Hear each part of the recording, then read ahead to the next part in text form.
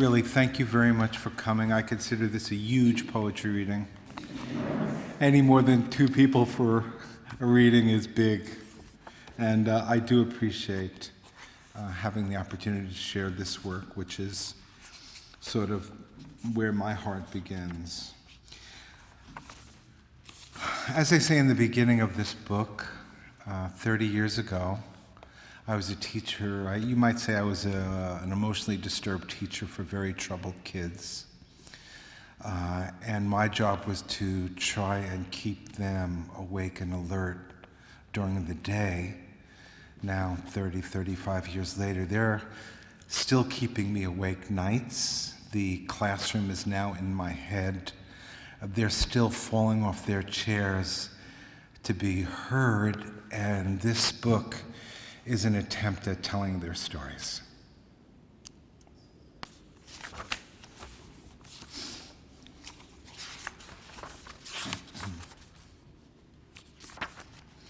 This is called Paulies' Bouncing Bible. He carried his basketball wherever he went. Sometimes he bounced it fiercely and took aim at hoops that only he could see. Sometimes he twirled it on one finger like a bulbous ballerina, but mostly Paulie held the ball between his palms against his chest, the way a preacher holds a Bible to make God's point. Just like his mother's little Christ, it strengthened his grip on things, extended his palms around a world he was barely able to hold on to.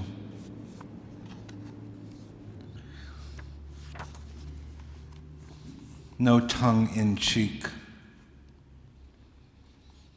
Pierre's on the run from Haiti. He had to leave in a hurry when the soldiers came to cut his mother's tongue out. He says they took her tongue because she talked too much, but Pierre could never get enough. Even when she scolded him, it was kisses. Some nights he dreams about his mother's tongue, flies it around like a magic carpet.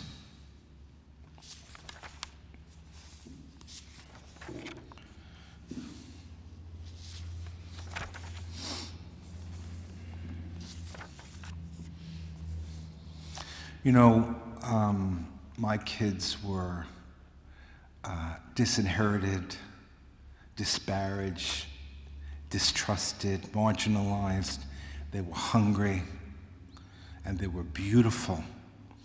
But many people were afraid of them. One of the things that I used to do in Far Rockaway is take these, in really the forgotten ghetto of New York City. You might remember, Jack, it's the only double stop on the New York City subway where you have to pay twice, get off, and go all the way out to Rockaway. And out there with my forgotten kids and many poor people, they also stored the older people. The city stored them where older people who didn't have any place to go, they put them in these homes out in forgotten Far Rockaway. And, well, this is called Heroes and Saints. The state home for the aging is a forgotten island of loss, just down the block and around the corner from our schoolhouse. It's ringed in by a 12-foot-high barbed wire fence meant to keep out the junkies who use flashlights to search for their veins after sunset. On one side of the home is a hospital, and across the street a torched-out funeral parlor. The sun never comes to the recipients, the sun never comes to the residents of the old age home, except as reflected through the eyes of my kids. This is called Paulie and Sadie Play Catch. Paulie is playing with Sadie at the old age home. Paulie takes out his pink high bouncer and places it firmly into Sadie's hands. He whispers for her to roll him the ball. Sadie smiles like a toothless child when Paulie takes this stance, poised to catch her fading world. For Sadie, Paulie is a patron saint no matter how many days of the week he gets cuffed to a wall in juvenile hall.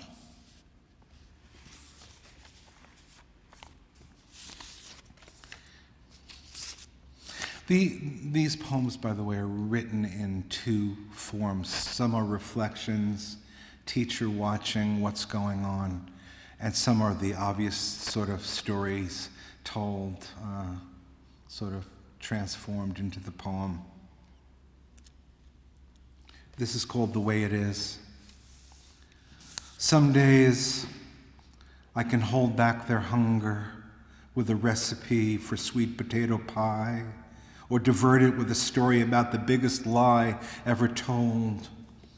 Sometimes I can snip the fuse from the dynamite and close the charge before it explodes. I can rescue them from the murder scene with songs or poetry or an urgent session on the trampoline. Other days, death combs its hair with the bones of my children. Daydreaming behind the projects.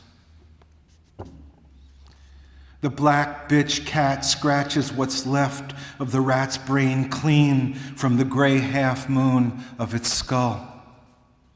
A few feet away, Jojo plays with a red pickup truck. His mind is driving to a country called California, where his mother serves French fries to red and white-faced surfers.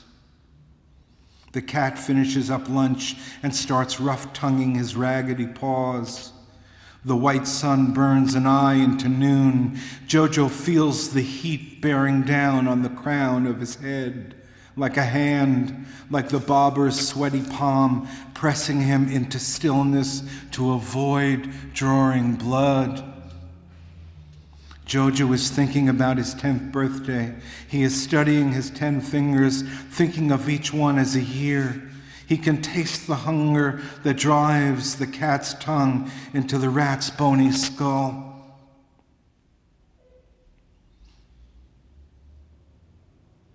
He wants some of those French fries his mother is serving. He's thinking maybe of heading out west to do some surfing himself and kick back for some tasty eats with Mom. Innocent with guilty hands. Karen says her hands have a mind of their own. They come and go as they please. They take long walks and break off violently in her dreams. They pinch and slap and steal and scheme. They crave the feel of matches against gasoline.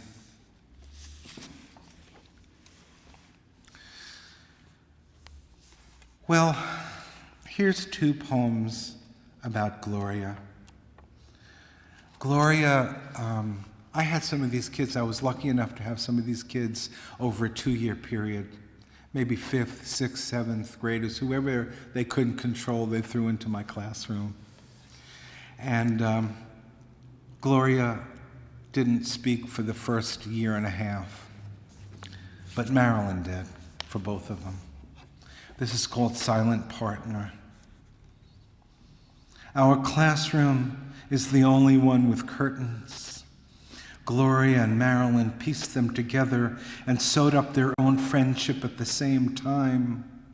It was the first day of school. Marilyn fluttered around in 2 languages.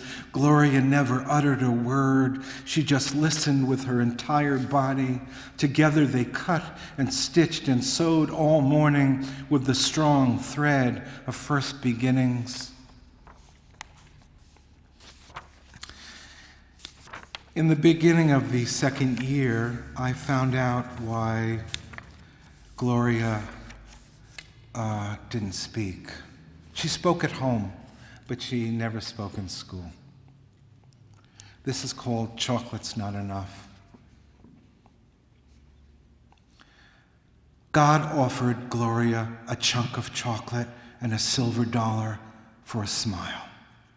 But Gloria said, "Oh no, to God, no es posible. Okay, said God. Okay, how about the finest house on a hill in heaven with 100 angels singing sweetly and a basket of green apples the size of full moons for just one smile? No, no, de ningún modo, Gloria replied, and dreamt the moon was spilling over with songs her mama sang as she fell asleep and flew across the sky on a trapeze of high notes. Okay, said God, you drive a hard bargain. Here's my final offer. I'll set your mama free and put the sunrise back in your papa's eyes for just one smile. To this, Gloria finally said, "Sí, está bien," her lips easing up into a softening grin, her eyes glistening like the dew on the early morning grass in front of the farmhouse in Guatemala after her mama was snatched up by the soldiers for not telling them about the friendly men who were living in the barn and helping plow and seed the fields.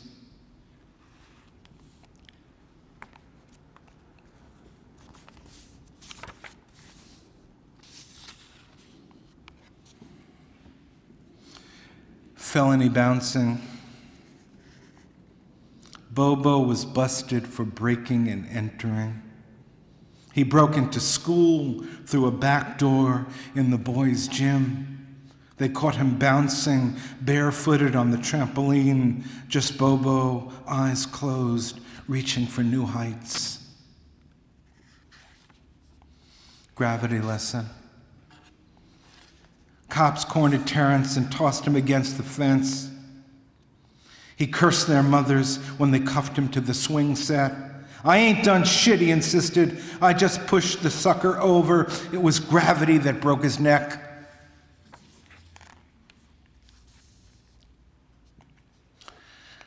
One of the most difficult students that I had was a child I called Regina in this collection. And I learned that Regina lived with her grandmother, and the way they survived essentially was that she sold nickel bags of pot before school at the junior high school. So here are two poems about Regina. This first one is called Accomplice. Regina sells nickel bags. She does a brisk business before class. She stashes the cash in secret pockets stitched to the insides of her pants. If she comes to class, poetry is her calling. If I call the cops, she'll be scribbling her poems on prison walls. And this poem is called Stage Presence, and Regina is the star again. And, well, you know, in these poor schools that I taught in, when the kids had an assembly, the grandmothers and the mothers and who was ever around, they showed up. Not only did they show up in numbers, they got dressed up. It was like the opera to come and hear the kids perform. So this was one of those performances. It's called Stage Presence. It's 5 minutes before showtime, and Regina is MIA. I search the hallways and the stairwells. I find her in the girls' gym right behind the auditorium. She is alone, facing the corner. The smell of reefer is in the air. She is rehearsing the poem she is about to recite. I retreat and leave it to fate. Now both cameras zoom in as Regina arrives on set, seconds before showtime, exuding the confidence of a seasoned performer. She takes her place center stage. The curtain lifts to applause. Regina stands tall in the spotlight, back straight, chin up, head held high. She begins to recite Langston Hughes, altering the words to suit her gender. I too sing America. I am the darker sister. They send me to eat in the kitchen when company comes, but I laugh and eat well and grow strong. Regina evaporates into stage light and glitter. One strong voice rises. All eyes upon her, she becomes the poet and boldly speaks the truth of the poem as her own. She is greeted by waves of applause that break the silence and shake the stage where Regina stands glowing like a Georgia sun.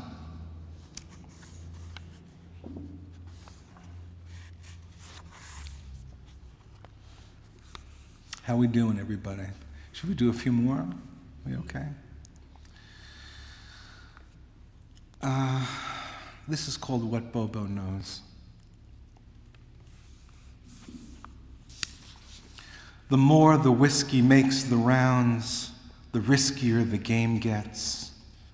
His father hasn't made a hand since the dealer broke the deck, but now he's dealt a flush in spades. Bobo feels the winner's rush. He's ready for a celebration, but the old man doesn't see the hand. He's too damn drunk to see. Bobo wants to call the wind and haul in the cash, but does he dare? He knows about the pistol tucked in Tito's sock, about the switchblade six-pack keeps up his sleeve for some quick magic. Bobo knows there are no sidekicks or eye winks and no junior partners when it comes to high-stakes poker at Sticky's Club behind the projects on a sweltering Friday night.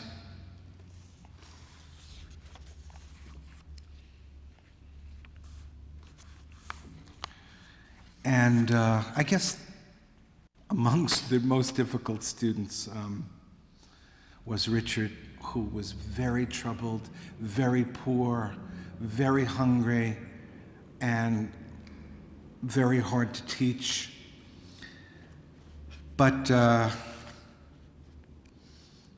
found out that his father was a jazz musician, and well, here's a few about in the context of one boy band.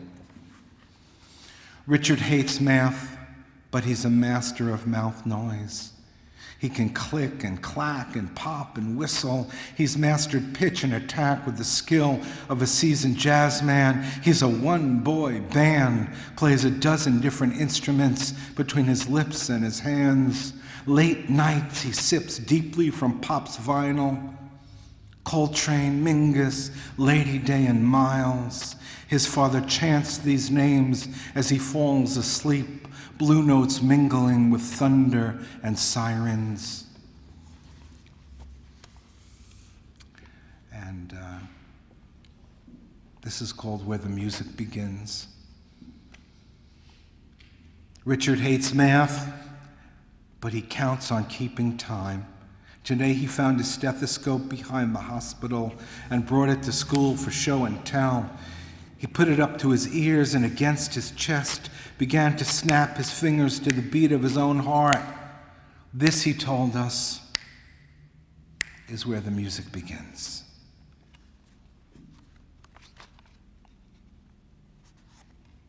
When touch breaks a branch,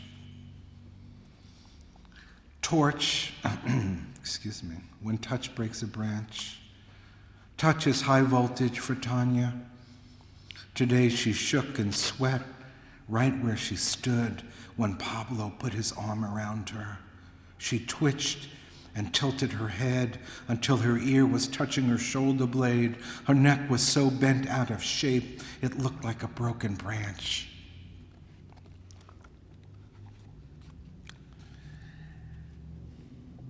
Strange tears. Paulie finds tears in the oddest places. He finds them in the mirror's eyes. He knows they can't be his. He's too tough.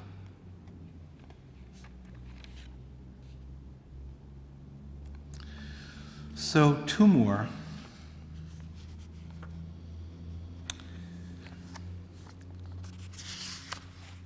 This is called Paint Chips for the Queen. Paint chips on May Day. She tastes them on her lips long after she's finished her cornflakes. Well past noon, and her head is still bobbing from her morning cereal. She faints dramatically, our maypole queen, and lands in an ambulance, struggling to conjure the lines of her acceptance speech as the new Queen of May. And, well, two more. It's really hard to teach hungry kids. So I did a lot of teaching by feeding, you know. But sometimes kids were so hungry they were just out somewhere.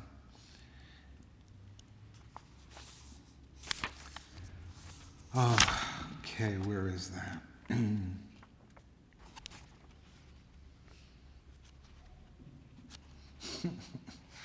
You know what? Let me just end with this poem.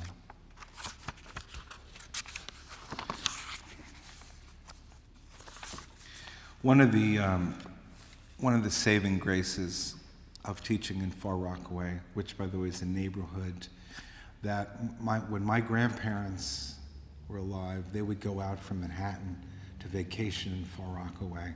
I remember as a very little boy running through the beautiful close aisles of the shacks out to the ocean. By the time my kids got there, it was, you know, they'd look out the window, there were so many fires, and they'd ask each other if it was whose house it was. You know, that was up in flames. But the saving grace of teaching in Far Rockaway, that there was the Atlantic Ocean. Far Rockaway, if you've ever flown into JFK, Far Rockaway is between JFK and what used to be Coney Island, on what's left of it. And there's the ocean there. And I did, what's that? Do you know how it got its name? What's that? Do you know how Far Rockaway got its name? No, do you? No.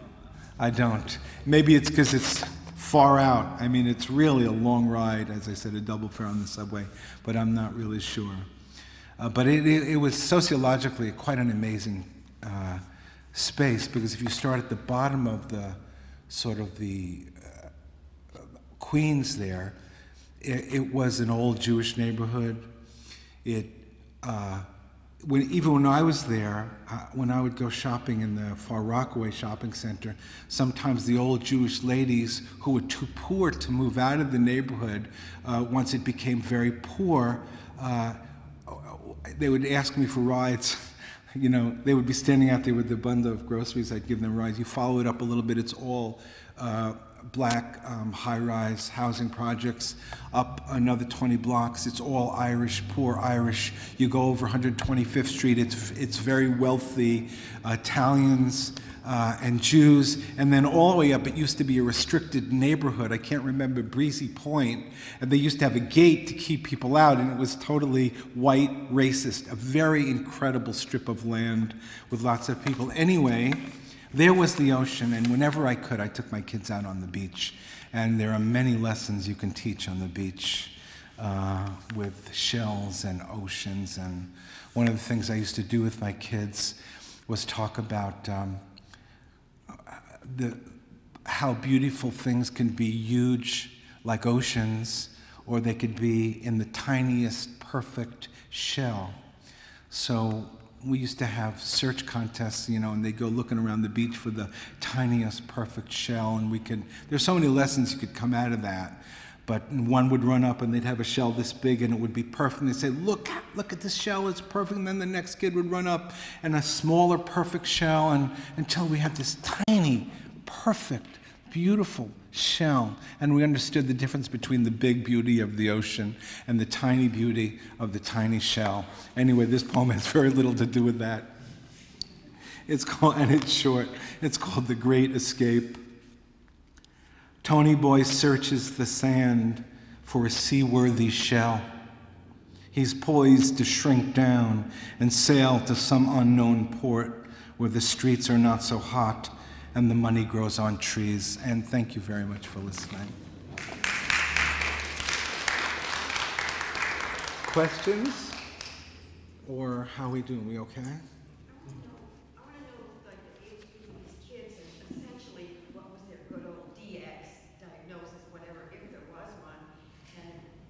And you're asking me what was the what was the diagnosis? Oh, they were considered severely emotionally disturbed. And or you could say I was a profoundly emotionally disturbed teacher with rightfully troubled kids, but they called them emotionally disturbed. And it was a beautiful moment that I had a chance to be in a program that actually worked. I only had 10 kids. Can you imagine in New York City? And I had an assistant and 10 kids, and we met with, a psychologist and usually kids don't, and poor kids don't get this. It was a rare moment in the history of the school system, and I lucked out, and so I had a chance to actually have an impact on these kids. But they were called emotionally disturbed. Can you repeat that question, Steve? The question was, what was the diagnosis of the kids? And so I'm sort of thinking I don't really think, honestly, I don't think there was any really professional understanding. The kids, there were so many different things going on with these kids, and poverty was at the core. Were they middle school kids or? They were 5th to 7th grade. It was sort of like it was a middle school, but it was because of overcrowding. It had usually the middle schools were 6, 7, 8 in the city, but this one had 5.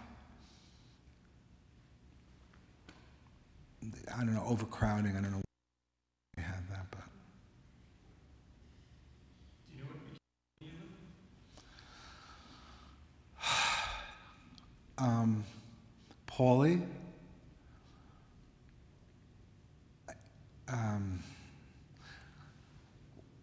Some terrible things. I don't know of a lot of good things that happened to them, but I'll tell you 2 stories. Paulie, who was born brilliant, with one of these kids who just was born with a vocabulary, and he would get into intellectual discussion. Sometimes he was so upset he wouldn't come to the class. He'd stand outside my window, and he'd listen through the open window. I was on the 1st floor.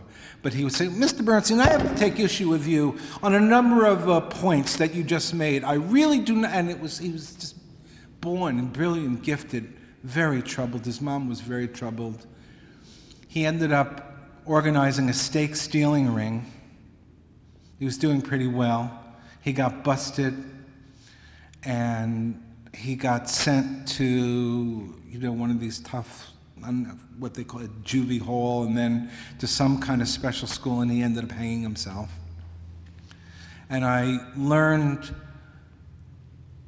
what happened to another student, because I was teaching in prison, as you know, Jack. I was teaching in Rikers Island Prison, and in one of those classes, one of my students from elementary school ended up in my prison class. And I used to really force my young kids, to memorize lots of poetry. Even if they couldn't read it, I made them memorize it. And they loved and hated me for it. But in this instance, I'm teaching. It's my first day with my new prison class at John Jay College. And one of my students comes in, and he looks across the class. "Mr. B, Mr. B, that's Mr. B." He's slapping high fives all around. He says, "You remember this one? I play it cool and dig all jive. That's the reason I stay alive. My motto is, as I live and learn, dig and be dug in return." Woo! Langston Hughes poem. He knew it like that. He probably used it quite a bit since he got out of my class, but he remembered who taught him. Other questions? Thank you for coming. Really appreciate it.